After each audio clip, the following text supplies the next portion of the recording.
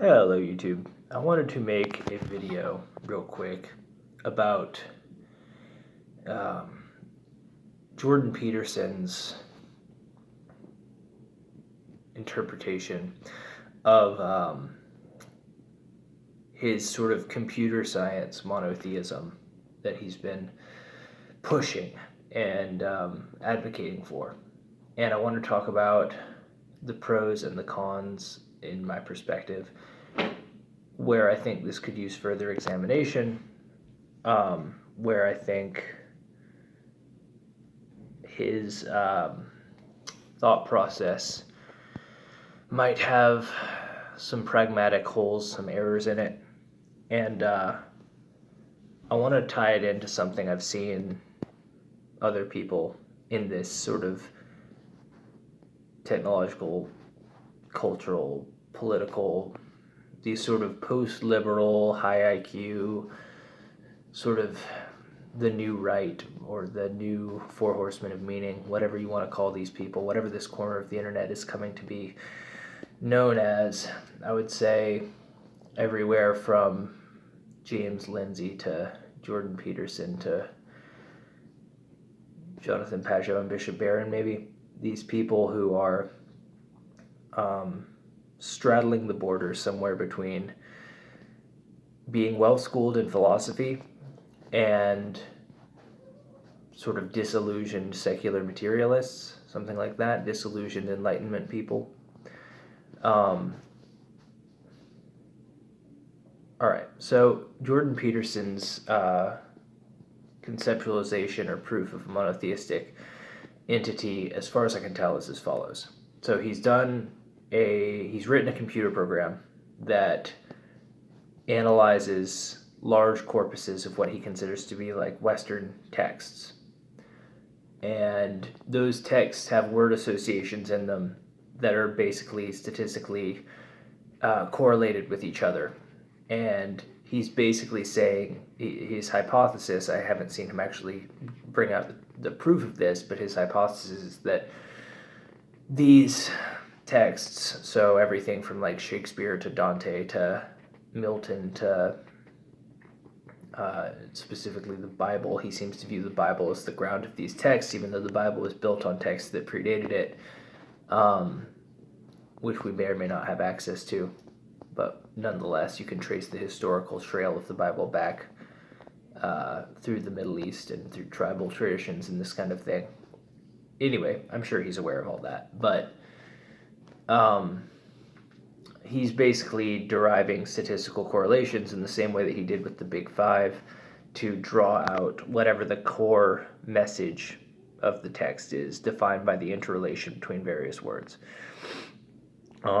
And he's basically trying to extract out the essence or the spirit or the personality of Western civilization and encode it in an LLM so that you can talk to it.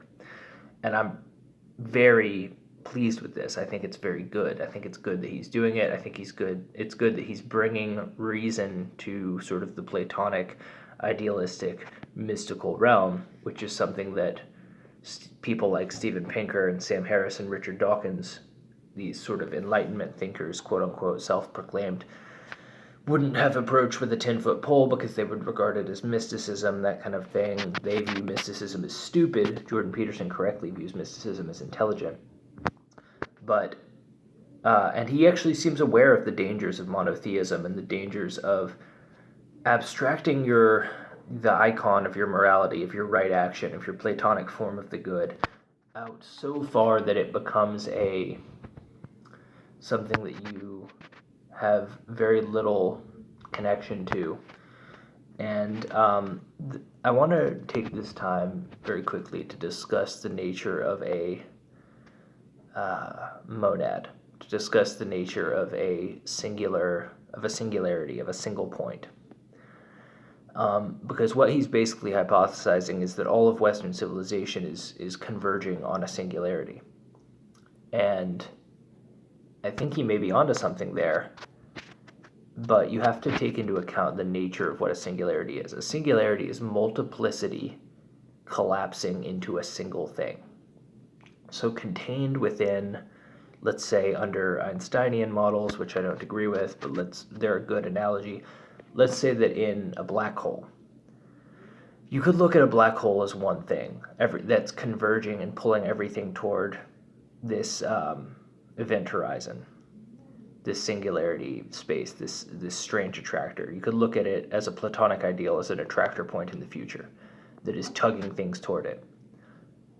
And you could view that attractor point as one thing, because once you get past the event horizon of the category of God or whatever, you actually cannot see past that, because it's the point where the categories, the particularities of the categories,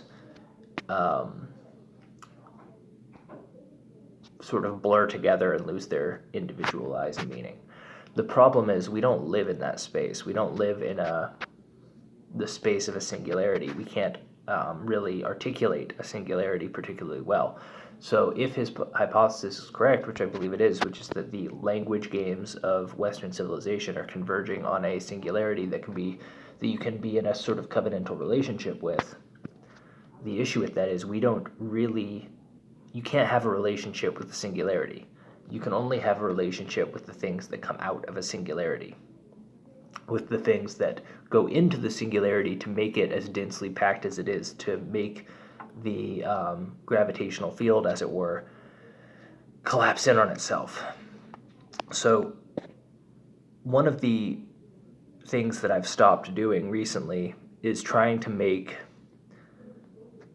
much comparison between monotheism and polytheism, because when you're looking at a group of things, like let's say a group of these strange attractors extracted from the average of vast amounts of literary sources or human knowledge per se, or the structure of the human psyche, you could look at a group of things as one thing. And so the difference between the singularity and the things that you throw into the singularity to make it a singularity is negligible at this point. That's really sort of a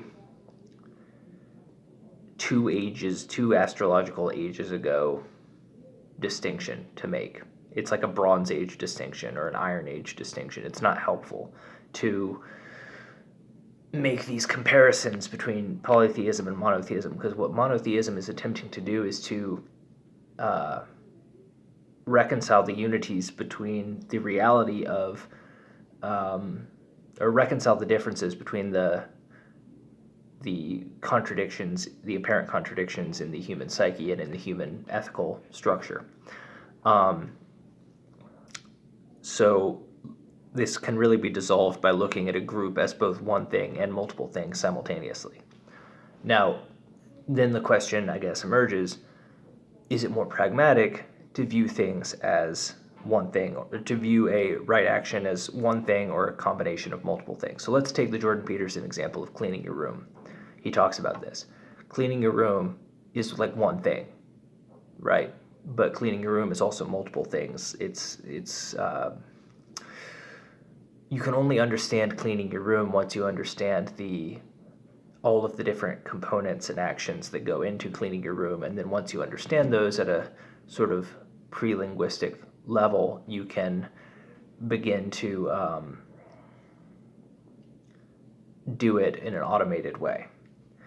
And I think where we're at right now, right action, which is basically what he's paralleling to God, or what he's referencing as God as a relationship with right action, can only be understood by, one, knowledge of the individuated self, and two, knowledge of how that individuated self interacts with both your psyche, the rest of your psyche, and the world at large. Which is why I think polytheism is actually a better model for right now, because although we are converging toward a singularity, we are ignorant of the parts that go into the singularity. And one of the issues with monotheism is that it makes an icon of itself, or an idol of itself, and I think people are far more likely to fall into that monotheistic idolization if they don't understand the constituent elements of the thing that goes in. Like if they just view it as as one thing, that becomes a rally point for tribal warfare.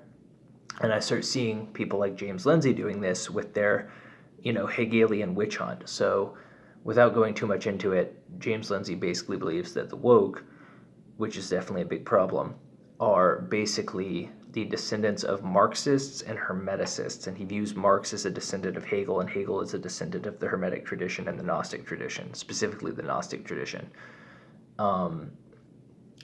So I see him sort of holding up liberal values as a monotheistic ideal without understanding the components that went into the creation of the liberal ideals.